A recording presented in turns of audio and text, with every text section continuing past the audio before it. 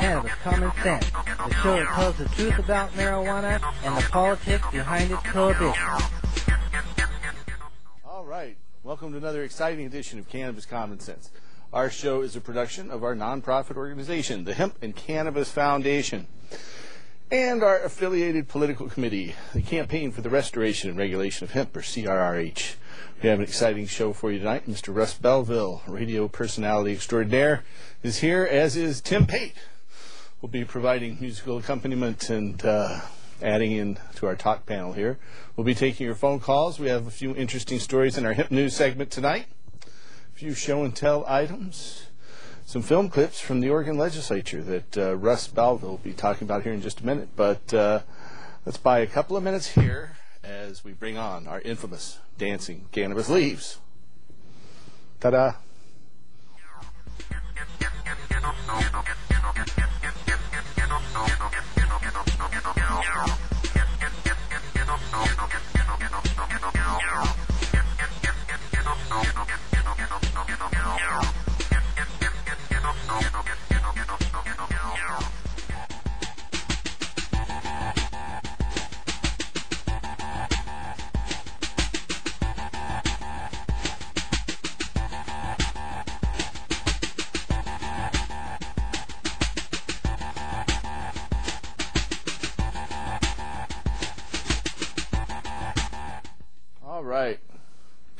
Our first story tonight is from National Normal, straight out of Washington, D.C. Clinical and preclinical research on the therapeutic use of cannabis indicates that cannabinoids may curb the progression of various life-threatening diseases, including multiple sclerosis, or MS, Alzheimer's disease, and brain cancer, according to an updated report published today by the Normal Foundation. The revised report reviews nearly 200 scientific trials assessing the therapeutic utility of cannabinoids for the treatment of 17 specific disease indications: Alzheimer's disease, amyotrophic lateral sclerosis, Al's disease, or Lou Gehrig's disease, diabetes, mellitus, dystonia, fibromyalgia, gastrointestinal disorders, gliomas, hepatitis C, human immunodeficiency virus, or HIV, hypertension, incontinence, osteoporosis, pruritus, rheumatoid arthritis, sleep apnea, and Tourette syndrome. According to Normal Deputy Director Paul Armentano, who authored the report, he said, quote, "Despite continued political debates regarding the legality of medicinal marijuana, clinical investigations of the therapeutic use of cannabinoids are now more prevalent than at any time in history. A search of the National Library of Medicine's website quantifies this fact. A keyword search using the term cannabinoids 1996 reveals just 258 scientific journal articles published on the subject for that year. If one performs the same search for the year 2007, one will find over 3,400 published scientific studies." According to Armentano, quote, "This emerging body of clinical and preclinical work makes it clear that the U.S. government's stance against the therapeutic use of cannabis and cannabinoids is based on politics, not science," end quote. Armentano stated that the findings from recently published studies indicate that cannabinoids may provide long-term therapeutic relief from symptoms associated with degenerative diseases such as MS or ALS. Armentano said, quote, "Conditions such as multiple sclerosis are chronic degenerative diseases. Their symptoms become more severe over time. Therefore, one would assume that patients would increase their use of cannabis over the time in order to maintain their initial levels of relief.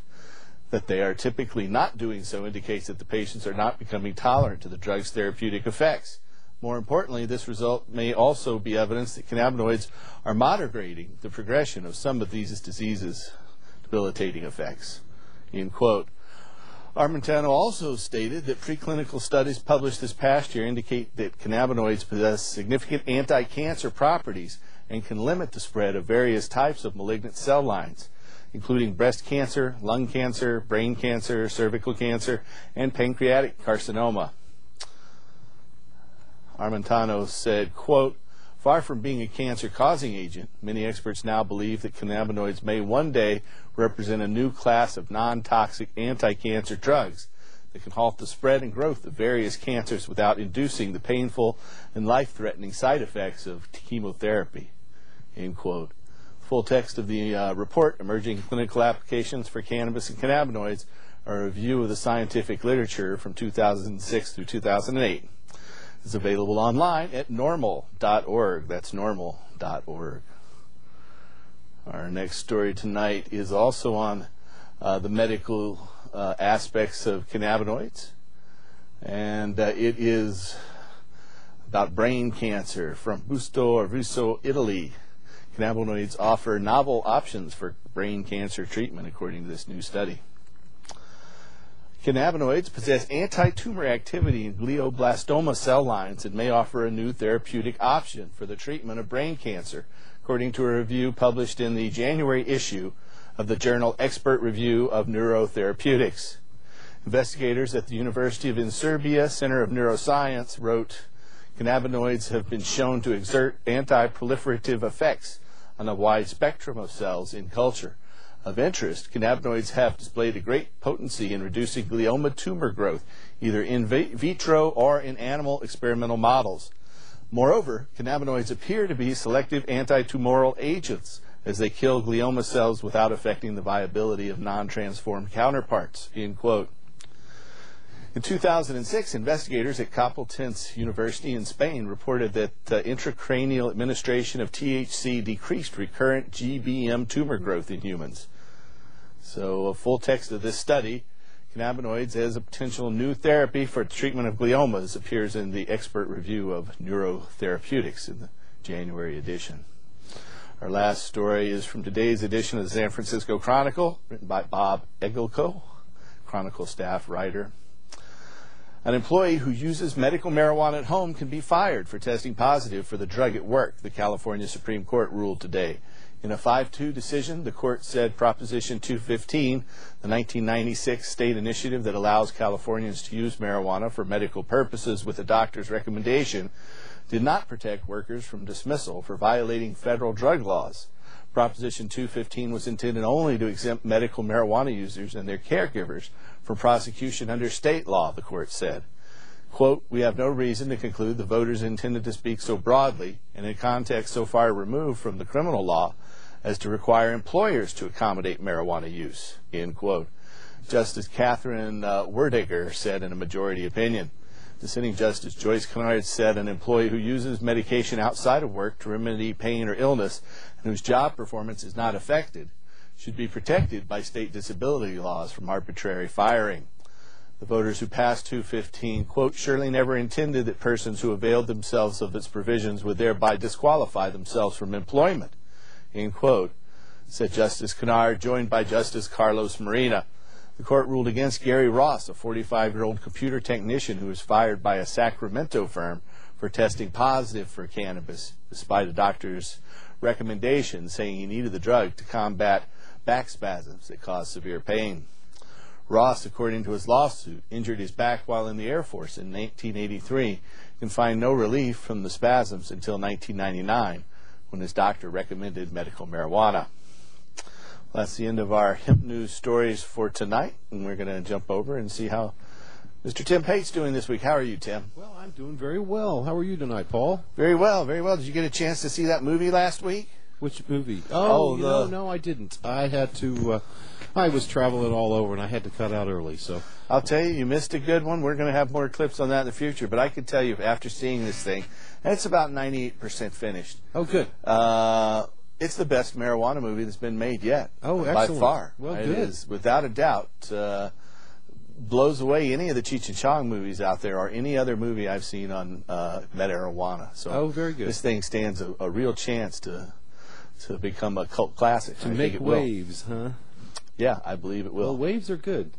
No, I was busy. I was traveling all over. I was down in south, right, just a mile from the Mexican border here this last week for 3 days. Oh, yeah. Yeah, I was We're going to talk about that here in a minute. We can talk about that later. Yeah, we can. I think in the meantime, I'll just play a little music, and okay, we'll go from there.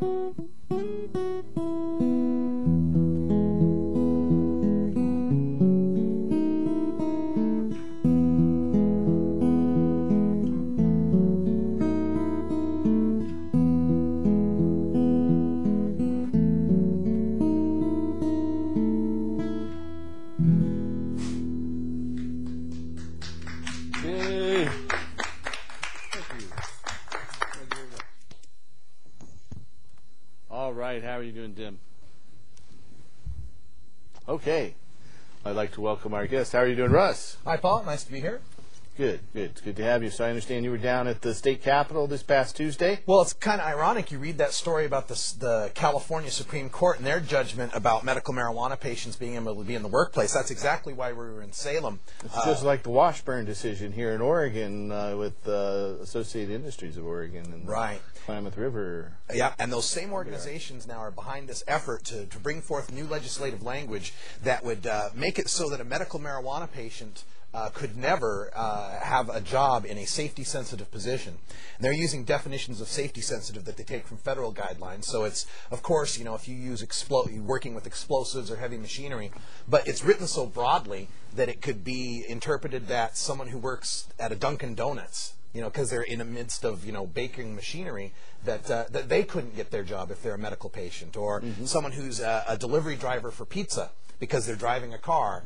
And it all hinges around the urine testing, which on your show you've gone over many, many times, never proves impairment. They claim an emergency because of impaired workers at the workplace, yet can't point to a single incident when there was a medical marijuana patient causing a workplace accident. Studies show that workers who use marijuana are safer than their counterparts. So, absolutely. That was part and more productive. I brought that up in my testimony, too, in trying to counter the idea that it's some sort of emergency. All the statistics from OSHA show that workplace fatalities and workplace lost days due to sickness or injury have declined since the passage of the Medical Marijuana Act. That's not to say that it caused the workplace to be safer, but it certainly shows that it hasn't made the workplaces any more dangerous. Right. And the studies that have looked at workers specifically who use marijuana and compared them to their counterparts who don't find that they have less absenteeism, have a better work record, and have less accidents overall. So it's ridiculous for them to hold that marijuana smokers are any danger in the workplace. It's without any merit. It's simply a smokescreen for money. It's all about money. Yeah, and what I always like to point out about this is that the reason why a lot of these industries are having such a problem with medical marijuana users in the workplace is that if we accommodate the medical marijuana user, whom everyone else in the workplace will know uses marijuana daily, and they're not a safety risk, how do you turn to the person who's not a patient and say, we have to test you for marijuana because you're a safety risk? Exactly. When you know the patient is not a safety risk. Or at the same time, someone who's on some opiate or painkiller for a legitimate condition isn't subject to any sort of retribution. Well, they're allowed to use that even when they're on the job. Well, a lot of people that testified, we had many people that showed up down in Salem from... And I had to go to Spokane that day to see a bunch of patients. Well, we had a lot of folks from the clinic and from Oregon Normal and from Voter Power and other organizations that showed up to offer testimony on this. And almost everyone down the line, it came down to the idea that you're not testing for impairment, you're testing for a medical marijuana card. Yeah. And because there's no way a patient is ever going to pass any sort of urinalysis screen. So the idea that patients are out there in the workplace, as the chairman of the committee, Representative Schaffler, would say, he doesn't want his kids driving in a school bus with a medical marijuana patient being the driver. Well, he's just a fool for saying that. I just say, why not? Is he impaired? That's the question. Is the driver impaired? I don't care if he's impaired from medical marijuana, opiates, cough syrup, too tired, hungover from the night before. It doesn't matter. 40 or 50 years ago, the same guy would have said he wouldn't want his children in a school bus driven by someone who was gay. Right. And 10 or 15 years before that, he wouldn't have wanted his children in any bus with anyone who's African American. Yeah, now we have the scapegoat of the week. Exactly, and I like to point that out too. And Representative Schlafler was very adamant about defending himself, saying that he's not for discrimination. He's completely not for discrimination. And yet, everybody that testified said, then how come you're only picking on medical marijuana? If you're not looking at codeine and benzodiazepines and cocaine and all these other drugs, but you're only looking at medical marijuana, that's nothing but discriminatory. Right. Well, there are economic forces out there that are obviously driving him that way.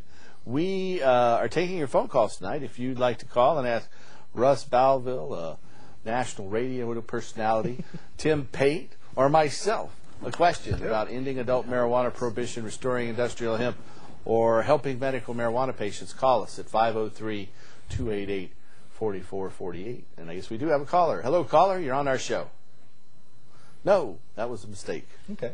Well, we have some video from the testimony. I don't know if that's ready for from backstage or not, whether or not the crew's got that loaded. Oh, it'll take just a minute, but now that you said it, I'm sure they're going to try to do it. Well, Representative Rosenbaum has long been one of our defenders.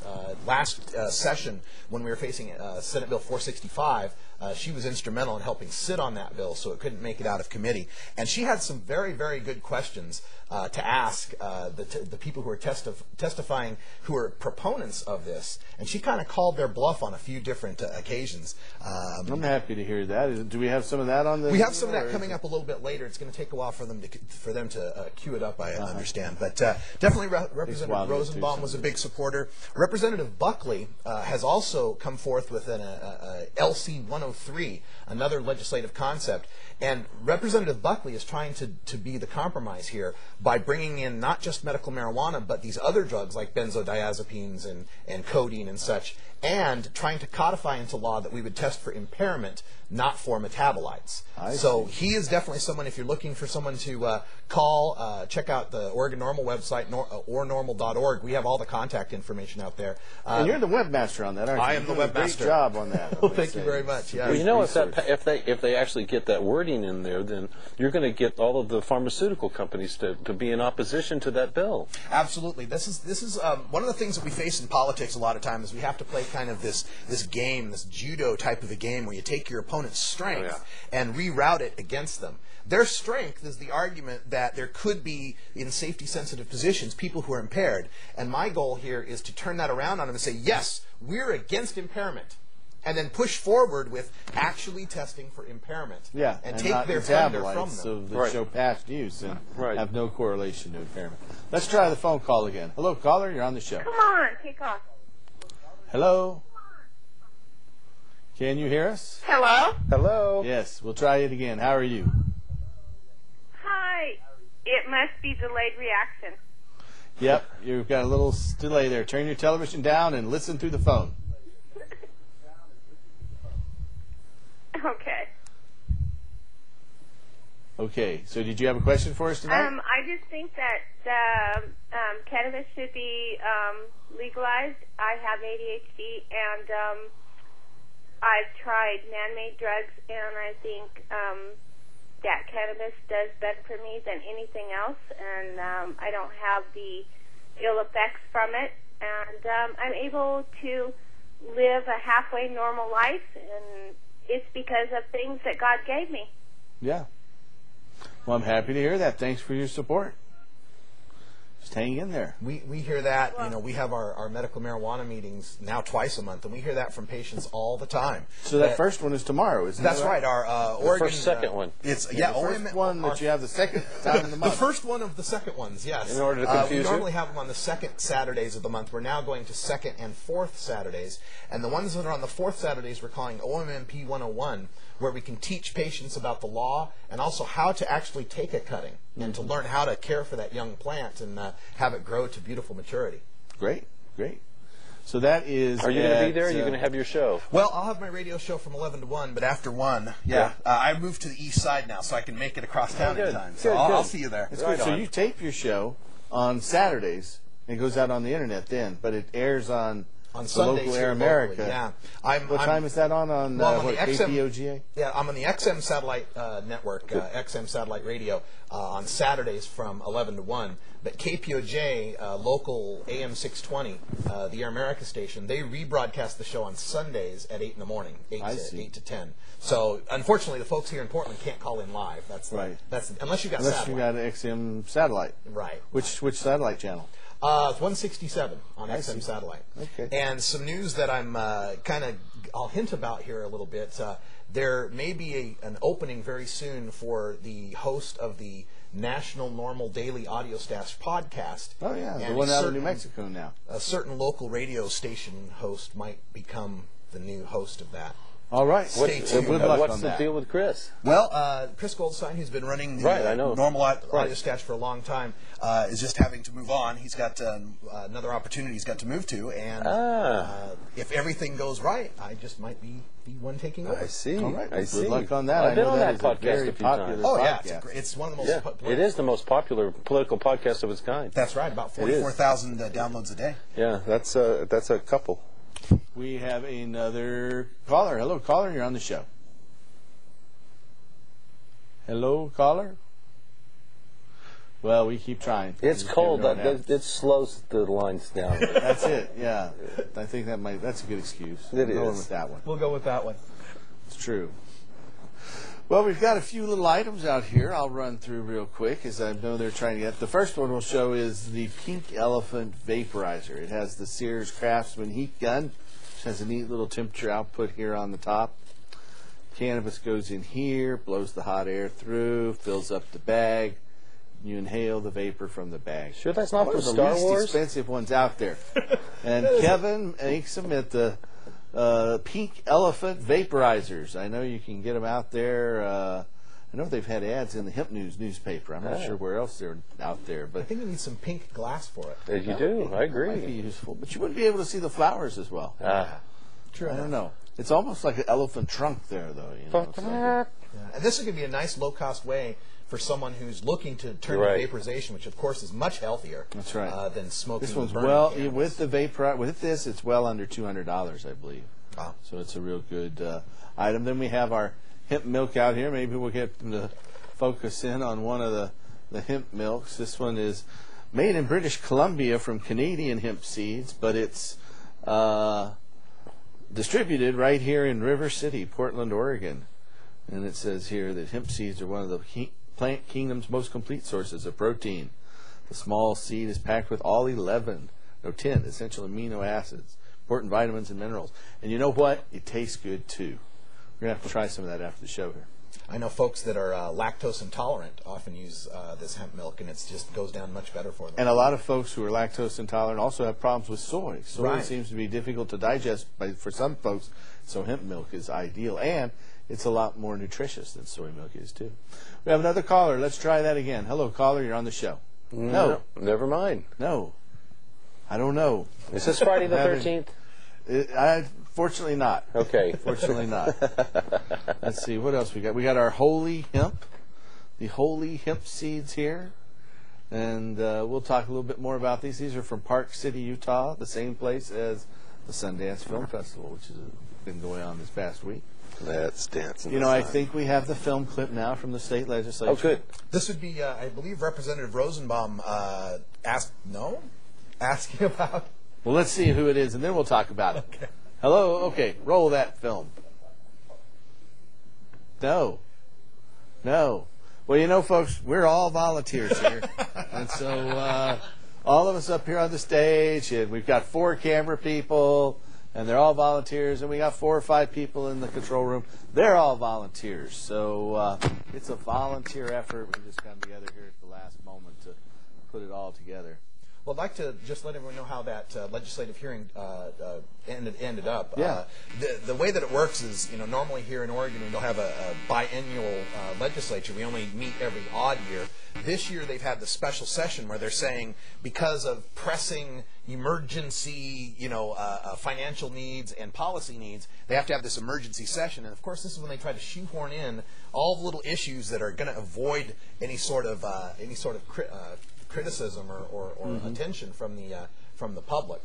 Or public debate. Or public debate, exactly. And this LC 67, this language, was, they're trying to slip it on by when folks aren't noticing. And, kudos to everyone who came in to testify for that, and the folks that sent in your written testimony. Unfortunately, the language was passed by the committee. They're going to take it forth into February for the February special session. So we'll be keeping on top of that and making sure everyone knows when the next time is that you can protest or show up for a legislative hearing. Bodies count. The thing that's going to win this is us showing up and standing up for our rights. Martin Luther King once said that the rights of the oppressed are never given freely by the oppressor. They must be demanded by the oppressed, and that's what we need to do. And a little anecdote. We have to demand. That's right, and a little anecdote about that I'd like to cover, and not to blame or anything, but just something I noticed. On the day that we were there at the State House, we showed up, and it was because they were trying to discriminate against medical marijuana patients and take their jobs. We had 30, 40, 50 people. They were also talking about Governor Kulongoski's plan to require citizenship requirements for driver's license, which would discriminate against Mexican workers who may not be citizens and take their jobs. They had almost 1,500 people there. Wow. So I just looked out at that crowd of 1,500 and I thought, if that was 1,500 medical marijuana patients, we wouldn't have to keep coming back for all of these sessions and all of these heinous bills. So I'm calling on everyone out there that's watching the show. Madeline says it all the time. Put the joint down, step away from the bong, and get active. Get involved in standing up for your rights. This is a civil rights issue. I agree wholeheartedly. So call your state legislators out there and try to urge them to oppose this LC 67. It is. That's the name of the language right now. As soon as it gets a bill title and bill number, we'll have that up on the website as well. I know that if they do pass it, there's always the referendum we can go to try to stop it. Of course, well, that's one of the bad expensive things, and time-consuming. And that's one of the bad things about putting this through in a special session is it wouldn't give the voters time enough to do referendum before it became law. That's right. When it's during a regular legislative session, if there's bad language coming through, there's time enough to put the people's voices together and fight against it. That's another reason they're trying to sneak it in here on the off session. All right. Well, Always we're going to try to roll vigilance. this film clip again here. See how it goes this time. We'll see. All right. Stay tuned. Should be and needs to be. And one follow-up, Mr. Chair. Thank you, Mr. Chair. And I appreciate that clarification. One other thing on the DEA website is it's a fount of information about drugs in all sorts of ways, but in terms of cannabis, which you were just talking about, they say when marijuana is smoked, its effects begin immediately after the drug enters the brain and lasts from 1 to 3 hours. And that is what they say, that the effect of smoking marijuana lasts for up to 3 hours. Is that your understanding of the way it works? Mr. Chair and Representative Rosenbaum, that is my understanding. And if you recall, we had substantial testimony in the Rules Committee from medical marijuana users who testified, and to people who work with medical marijuana users, including doctors and nurses, who testified that that is very much their experience. I guess I really did have one more question. and Representative Buckley, one thing that I didn't really understand how these sections work together, it's clearly the case that employers can fire people, as you said, for using the substances that are listed if they're in those hazardous occupations. What's not clear to me is, does an employer need to first do a drug test and get a positive drug test before being able to fire people? And then also, could you say what your understanding is of what a medical review officer is? Certainly. Thank you, Mr. Chair, and thank you, Representative Rosenbaum. To your first question, it is my understanding, my intent, that the regularly established practices for drug testing currently with urine tests would be the process that an employer would go through. You're correct, it's not spelled out in this bill, and we could focus on that to see if it does need to be spelled out in the bill. And the second question was... The medical review officer? Medical review officer actually does exist through ODOT. That there's a medical review officer now who can do a review of someone potentially who is not, perhaps not fully capable of having a driver's license any longer because of a medical condition or because of age. And that there is a legal definition of medical review officers that we found, I believe, from Colorado statute. That's my intent to move into this bill, that specifies that it does have to be a physician or someone with a certain amount of training. And it's also possible to make sure that's an independent medical review officer rather than a medical review officer who's employed by the company. Thank you. Thank you, Mr. Chair. Thank you, Representative Cameron. Thank you for your patience, sir. I got lots of them. Thank you, Mr. Chair. Coming from the right side. Question, I guess, in respect to the representative, I'm glad she brought it up, the medical review officer. How many of those?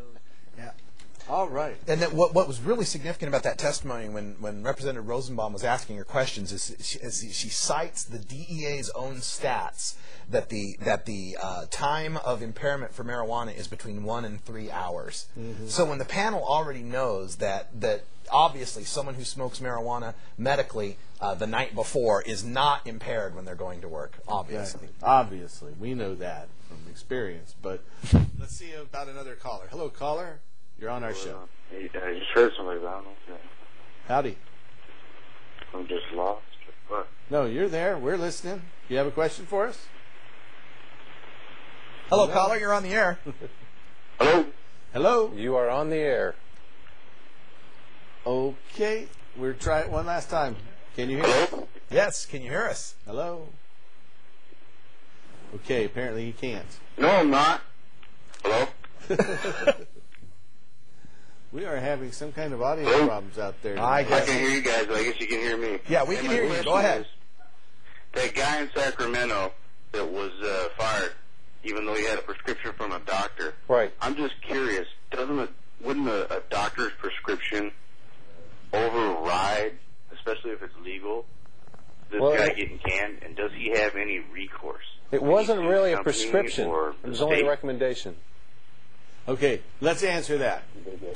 He it's the medical marijuana recommendation is not a prescription. It can't be obtained through a pharmacy, so it's not a prescription. It's a recommendation. And it was the only other recourse that'd be higher than the California State Supreme Court would be the United States Supreme Court. And given the current composition of the United States Supreme Court, there's no sense going there because they're just going to rule the same way the California court did. So for the time being, there is no higher recourse for this fellow, and we just have to accept this discrimination against us until such time as we can end adult marijuana prohibition and restore industrial hemp. And, that's what we're working to do. We're hoping to put that up for a vote here in Oregon in 2010 and perhaps other states, depending on our financing. And so just stay tuned. We're going to be fighting this every step of the way, and we urge you to contact your state legislators and tell them that you oppose this bill.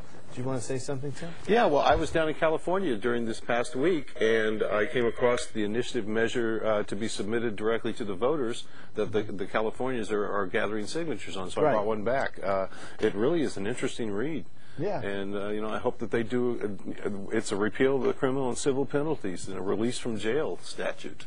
Wow. Which is, I know. Amnesty for past convictions? Decriminalizes possession, cultivation, transportation, distribution, use of marijuana or hemp. Provides persons convicted or serving time for nonviolent offenses involving marijuana to be immediately released from prison, jail, parole, or probation and be eligible to have their convictions erased. Provides no permit, license, or tax to be required for non-commercial cultivation, transportation, distribution, or consumption of marijuana. Allows doctors to prescribe or recommend marijuana to patients regardless of age. Prohibits testing for marijuana for employment or insurance purposes. Bars state from aiding enforcement of certain federal marijuana laws. And there's also a summary estimate of the legislative analysis and the director of finance over the fiscal impact on state and local government. So basically... It's a great petition. I know that's pretty much the same wording that they used up in Alaska. It's Jack Hare's been working with that language. This is the one Jack Hare has put in. Jack and Eddie Lepp are behind that. This is the one. We support that. Yeah, this is the one. Boy, it would be a good thing if they get it up for a vote. I think they need like 1.5 million signatures, though, in about a 7-month period of time. They're not going to quit until they get them. I just know those folks. And there's a lot of people down there who believe that, so it wouldn't surprise me if they are able to get that. Put it up for a vote in '74. That's right. And they got 40% of the vote way back then. So you think here it is almost 30 years later that they should be able to do considerably better. More than 30 years later. There's a chance. There really is. That's true. We have another caller. Hello, caller. You're on the show. Hello, caller. Hello? Yes. I have a vaporizer question. I received this really Could great you turn your box. TV down a bit? Got to turn your TV down or it feeds back. Oh, I'm not even in the room with the television. Oh, maybe it's a problem with our sound. I'll move further away, though, from the house. Anyway, I received this really great vaporizer for Christmas. It's the wooden box type, but it came with 0 instructions.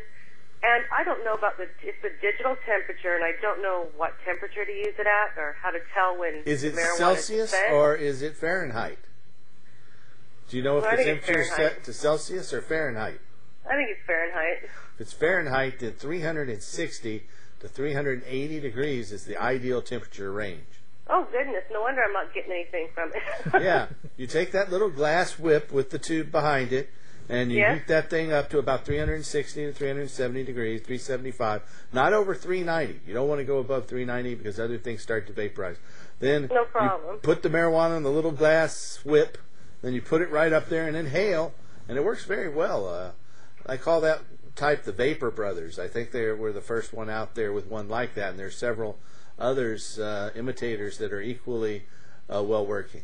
So Well, it's a really nice gift. I really appreciated receiving it, you know. Yeah. But anyway, also my husband and I just wanted to thank you. You guys offer such great information on your program, and we just Thanks. really appreciate it. You're welcome. We keep trying. All right, thank you very much. Thanks for calling. The truth will not be stopped. No, it will That's not. right. There's a truth that must be heard, and we're going to put it out here as long as we possibly can. With music. Till we change it. Yeah. That's a fact. I'm excited about the California initiative there. You Oh, know, me it too. sure would be nice to take America back to the early 1900s, late 1800s, where it was, you know, people just thought of it as a plant. Yeah. You know, imagine trying to tell Thomas Jefferson that in the 21st century hemp They would were be going to illegal. make your hemp illegal. You know, Jefferson invented a device to process hemp fiber, and he published instructions on how to make it anonymously in the press. He said to forestall interloping entrepreneurs from prohibiting the use of this new machine. And it processed cannabis fiber, and he smuggled hemp seeds from Italy here to the U.S. So, Good for him. yep, he's a One of big our guy. forefathers, by the way, I hear. I guess so. One of the founding fathers of our republic. The one- Speaking of the olden days, I love the bottle these bottles that you bring in Thanks. from your collection there. Our collection just keeps increasing. This is one I tried to get the folks at the Willamette Week to put on the cover. It's American Hemp. I like the name on this one, American Hemp. And it's for all this medicinal use. This bottle was full of marijuana, basically. And you'd make a tincture out of it, you'd make pills out of it, or you'd just take it raw. But we have another caller. Hello, caller. You're on the show. Hello, I have a question which you may have answered before I tuned in. My understanding is a person who is totally drunk and non-functional on alcohol could take a test the very next day, be in a cloud, not functional, be maybe even dangerous with machinery or medical personnel or whatever. Hungover. And be, negative. He's okay. Yeah. Whereas a person who He passes. medical marijuana could do so and be perfectly functional the next day and the next day and the next day and the next day, and something like 6 weeks later could still be found to be a danger to people, and that's Well, they could test positive for About 30 metabolites of marijuana. So metabolites are things that have already been metabolized by your body and are no longer effective. Because cannabinoids are fat soluble, they can stay in your body fat and other oily parts of your body for several weeks before your body removes them. And so, but the thing about metabolites is they're inactive, and there are a lot of different types of metabolites that your body stores. So it's just hypocrisy, really, that they can take the workers who use marijuana, and studies have shown that they're more productive, have less absenteeism, and or have less accidents, and discriminate against those people, while not establishing similar regimes for any other substance out there. Shame on them. okay. Yeah. So I'm trying to point out here that a person could be perfectly functional weeks and weeks down the line from ever having used marijuana, and another he could be found a problem to the company. Right. And a person who is a stone alcoholic could come in a cloud, really not very functional person, and he's okay. And is that the situation that we now have? Yes, it is. Yeah, Yes. absolutely. Well, that's what they're trying to get. And that's what the California Supreme Court and the Oregon Supreme Court have upheld. In Oregon, it was in the Washburn case about 2 years ago, and now in this new case involving Gary Ross that the California Supreme Court just decided on yesterday. Okay, well, thank you very much. You're welcome. Thank you. That's Thanks why we for have to pointing fight, out man. the You make a good obvious point. hypocrisy of that. Yeah, and when they talk about, they talk about the drug-free workplace and wanting to stop people that are using illicit substances. Well, most of your illicit substances, your cocaine, methamphetamines, and so on, wash out of your system fairly quickly, up to maybe 3 days at most. Yeah. So they're not even catching the people that they're claiming to want to catch. And some of the testimony that we saw there at the legislative hearing, they brought forth one of these drug testing experts, this woman who's been working in the drug testing industry for years, and she went to great pains to point out the different cutoff limits, that there'd be 15 nanograms per milliliter, 20 nanograms, the different assays that they want to use. She was trying to put a scientific face on it. And the whole time she was trying to redeem herself by saying, now these tests aren't testing for people that are just casual users. Just the casual user could probably smoke marijuana, a small joint, and then be able to pass the test. But, she completely ignores the fact that medical marijuana patients are not casual users. These are people that are using sometimes many times a day in order to maintain a healthy lifestyle and to just have enough ability to be able to work. I mean, I know a web designer who's a patient she has multiple sclerosis. There's no way she can handle the mouse and do her work without the cannabis. There's so many positions out there where they're talking about trying to create more unemployed homeless people if we allow these laws to pass. Just picking on the poor and the sick again. And with multiple sclerosis and other neurodegenerative diseases, cannabis slows the progression of these diseases.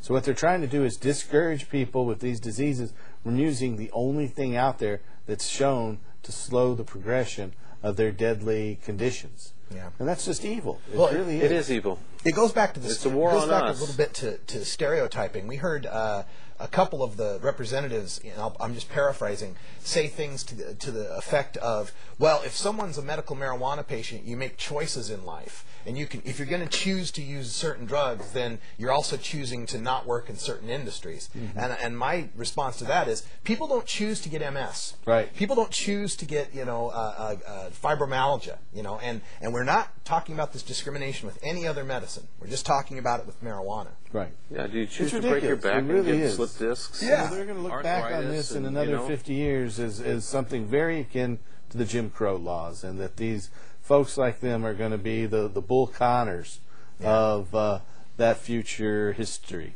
Good. We have another caller. Hello, caller. You're on the show. Good evening, gentlemen. Good evening. Hi. This question is directed to Russ, and we were just talking about the law being upheld by the California Supreme Court. Right. And the gentleman that was on before was talking about it being discrimination, and you guys also mentioned that. The question I would ask is, if marijuana were reclassified from a Schedule I drug to a Schedule II drug, what effect would that have?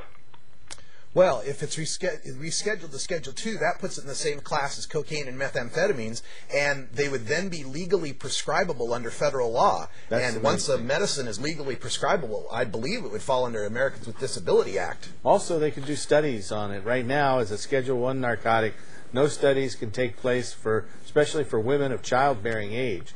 Those are prohibited. So we could have some real studies done here in the United States. You can hear we often read stories from Romania and Spain and around Israel, around the world, when it comes to new information about studies of cannabinoids. That's because in the United States, those studies are prohibited. It's kind of ironic, an ironic catch-22. It's a Schedule I drug because it has no medical efficacy, and we can't study its medical efficacy because it's a Schedule I drug.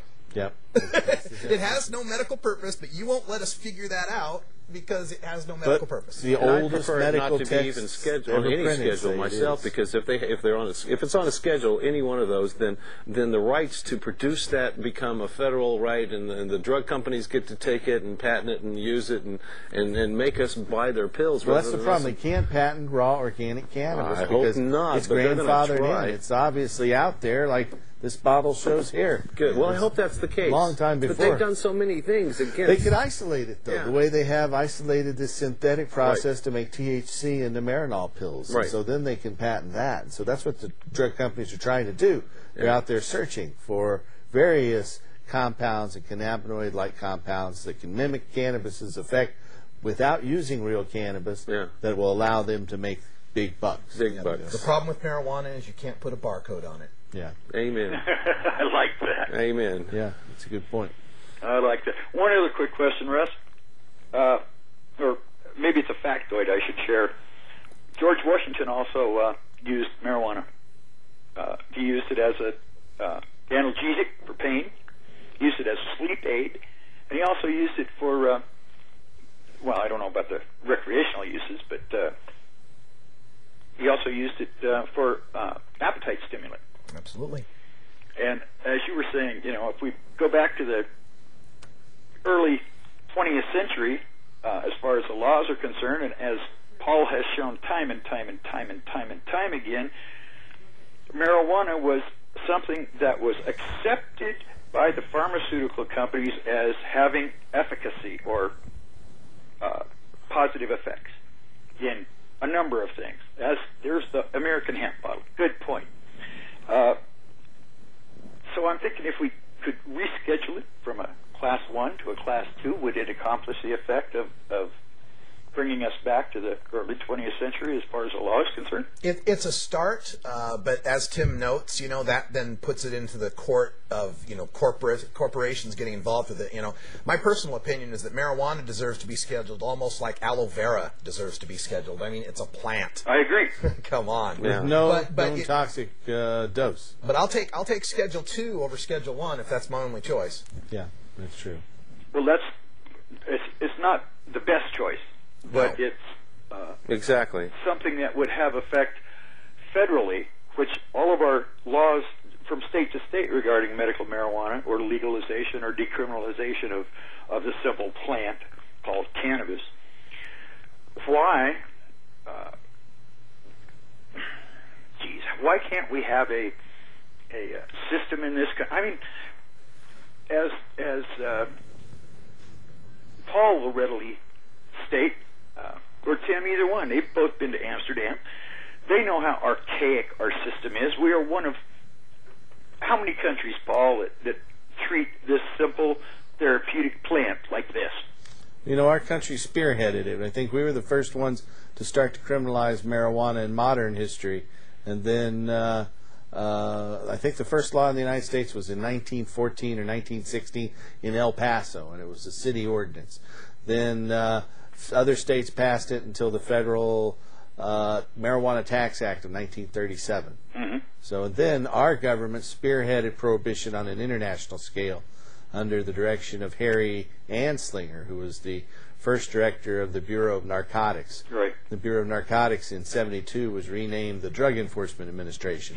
And the other countries internationally that have signed on to many of our drug pacts have not really done so willingly. There's been a lot of economic arm-turning, political strong-arming to get these other countries to fall in line. There are so many countries out there that would much rather have a more liberal policy, but they fear losing U.S. economic aid if they do so. Good point. Right. But we're one of a few archaic countries that still have this utterly asinine law on the books. Absolutely. Yep. And we're working to change that, and we'll keep working till the day we die to change it. Absolutely. Hopefully we'll be able to live to see the day when it becomes legal. I'm going to live. There's so many of our friends who've fallen and aren't here today to see. Oh my word, progress. that's so true. Well, I have to say, I think it's shameful what Russ said earlier about how many people showed up at the hearing as opposed to how many people showed up regarding the driver's license change that Kitzhaber was talking about. It's shameful for us. Yeah, regardless of not to what show you feel about that driver's license issue, pro or con, it was impressive to see Yeah. the people come out to speak about it. And Right. you know, I do this political talk radio show all the time, and you know, people are always calling in saying how awful the government is, how bad things are, and I'm like, why are you calling me? Call your congressman. You know, tell them how awful government is. They do respond to people's calls. A lot of people think, oh, it doesn't matter, I'm nobody, they're not going to pay attention to me. They pay attention. They really do. Write a handwritten letter. A bunch of those make a big The difference. fact is, the congressmen say that a handwritten letter is the equivalent of 100 people coming to a public meeting. Yeah, absolutely. But 30 people at the meeting, that's shameful. There might have been more, maybe 50 or so. Well, still. 40. Yeah, something like that. Well, you got to understand these are all sick people who are they're hitting at. Yeah, there wasn't much notice about this either. That's the thing. And they didn't put it. We are the ones who put the word out there to try to get people out to oppose it. Right. There was not any word about it in the major media, and we don't have a lot of venues outside of this show and our own telephone calls to reach out to people. Yeah, certainly by design. They're slipping it into the off-year session. They're not getting out the notice to the people to let them know that this is coming up. And and they don't even have a bill number to oppose. Yeah. You've got to oppose some legislative. What is it? LC, legislative concept. Oh, concept. It's a legislative concept. And like I like to point out, and Tim kind of mentioned it there, is the reason that the medical marijuana patients couldn't show up on a Tuesday morning to protest against losing their jobs is because they lose their jobs. Right. They got to work, right? So we totally understand that. We're not telling anybody to quit their jobs to come protest, but if we can get enough notice out there and you can get that day off, the more bodies, the better. Yep, that's a fact. Sounds like a good thing to work on. Yeah, and we'll keep doing it. Thanks, gentlemen. Thanks for your call. Have a good night. You too. We're down. We might be able to get one more call in there. If you'd like, you can call us at 503-288-4448. That's 503-288-4448. I want to put a little plug out there. If you're out there and you have one of the conditions that qualifies for medical marijuana, we have doctors all across the western United States that can help patients get a medical marijuana permit. If you have chronic severe pain, chronic severe nausea, AIDS, cancer, glaucoma, gastrointestinal ailments like GERD or Crohn's disease or IBS, spastic disorders like multiple sclerosis, seizure disorders like epilepsy, hepatitis C, any of those things, you qualify for medical marijuana. And we have doctors. If you're in the Portland area, we have a referral service. You can call us at 503-235-4606. That's 503-235-4606. If you're outside of Portland and you're up in the Seattle area, in Seattle, our number is 206-878-1701. That's 206-878-1701. If you are in Denver, the Denver number is 303-403-9996. That's 303-403-9996. We just opened a new office down in Riverside, California, in the Inland Empire down there east of Los Angeles. And the number there is 915-782-9898. That's 915, or is it 951-782-7878. Or 9898. There it is. 951-782-9898. I'll get it right. There's too many of these damn numbers. But finally, if you're outside of those major metropolitan areas, we have a toll-free number at 1-800-723-0188. That's 1-800-723-0188. And we have doctors in Oregon, Washington, California, Nevada, Colorado, and Hawaii who want to help qualified patients get a medical marijuana permit.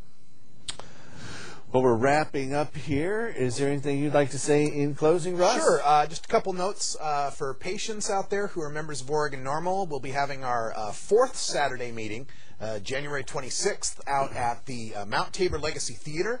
Doors open at 11 a.m. You must be a member of NORML, a card holder in the program, and have a photo ID with you if you'd like to attend that meeting. And also, looking ahead to the sunnier days, the Million Marijuana March is coming up on May 3rd, and it's going to be special this year because we're keeping the square all day long. That's great. So we're going to have vendors and bands and speakers, so we'll all meet, we'll go march, and when we come back, it's a party all day. A whole party all day, party all night. So all right. Look forward to the Million Marijuana March in May. All right. Well, I want to thank you folks out there for watching. We're going to let Mr. Tim Pate play you some music for about a minute here. Thanks for watching. Tune in next week. And remember to help us restore hemp.